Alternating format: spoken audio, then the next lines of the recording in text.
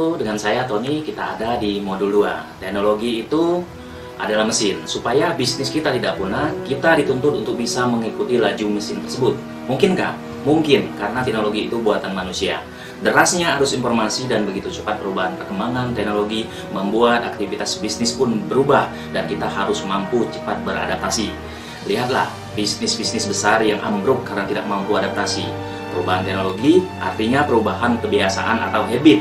Setiap perubahan adalah peluang, tergantung berapa cepat Anda melihat celahnya. Mengapa mereka punah? Karena lambat, kaku, tidak mau mengikuti perubahan, berada di zona nyaman hingga kesulitan pindah ke zona lain. Bagaimana dengan Anda? Saya yakin kita semua di sini adalah orang-orang yang mau belajar untuk adaptasi agar bisnis tetap eksis di tengah cepatnya arus informasi. Semoga tayangan video tadi menginspirasi dan jadi motivasi bagi kita semua. Kenapa Anda harus punya skill komunikasi dalam menjalankan bisnis online? Sebelumnya, mari kita lihat data ini dulu. Sekarang zamannya online, zamannya digital. Nyaris semua kegiatan bisnis ini menggunakan teknologi digital ini. Sekarang mari kita lihat data sumber dari eMarketer tahun 2013. Data pertumbuhan populasi pengguna online di Indonesia. Coba lihat di sini dari tahun 2013, 2013, 2014, dan 2015. Coba Anda lihat pertumbuhannya sangat signifikan. Di sini sosial media user, fokus kita adalah di sosial media user. Pertumbuhannya bisa Anda lihat sendiri. Dan orang Indonesia online rata-rata lebih kurang 3 jam per hari. Ini di tahun 2013. Jadi orang Indonesia itu online lebih kurang 3 jam per hari di internet. Tahun 2000 data tahun 2013, bayangkan di tahun 2020 sekarang ini. Di sini juga kita lihat kecenderungan atau kebiasaan di mana orang Indonesia online in bed, waiting, watching. Jadi saat mereka ada di kasur, saat mereka menunggu, saat mereka menonton TV, dan saat mereka bersama keluarga, kemudian saat mereka ada di kendaraan umum, saat mereka meeting atau mengikuti sebuah kelas, saat di kamar mandi. Bayangkan di kamar mandi. Nah, di sini Anda bisa lihat yang paling besar adalah saat di tempat tidur, 69%. Jadi teman-teman bisa lihat di sini. Dan kata kuncinya di sini saat online itu mereka dalam keadaan sendirian menggunakan mobile phone atau smartphone. Jadi saat orang sedang sendirian, artinya kita akan gampang sekali masuk untuk mengenalkan bisnis atau produk yang kita jual. Dari data di atas dapat ditarik kesimpulan.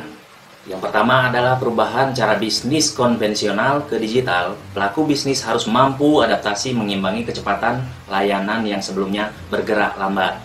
Yang kedua, perubahan tersebut berpengaruh pula pada psikologi cara melayani calon pembeli atau pelanggan. Yang ketiga, jika mau tetap eksis, harus memahami cara komunikasi online yang persuasif.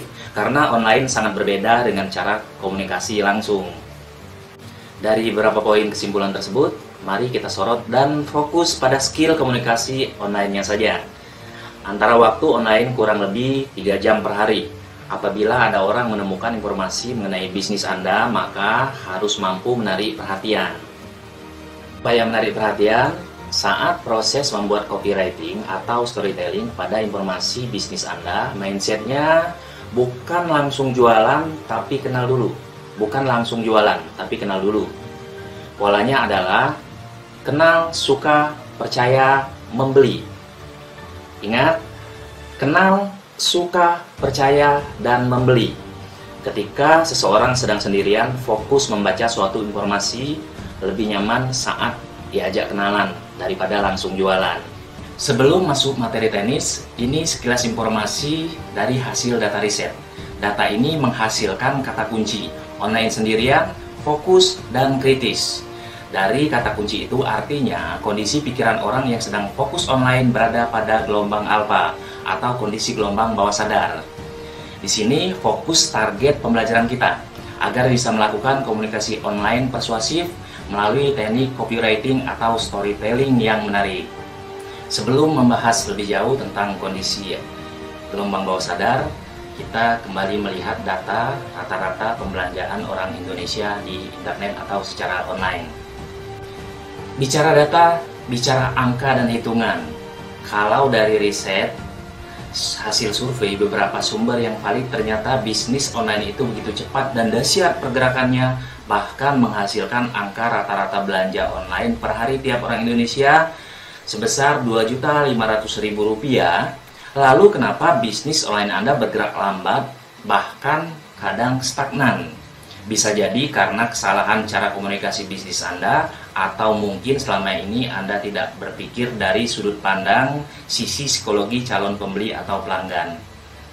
Coba kita lihat potensi bisnis dari toko online. Dunia internet adalah dunia masa depan. Populasi online terus bertambah, potensi penghasilan tidak terbatas dan bisa dikerjakan di mana saja, dan kemudian multiplikasi dan eksponensial. Triliuner baru dari internet. Zaman sedang berubah, tren baru sedang terjadi.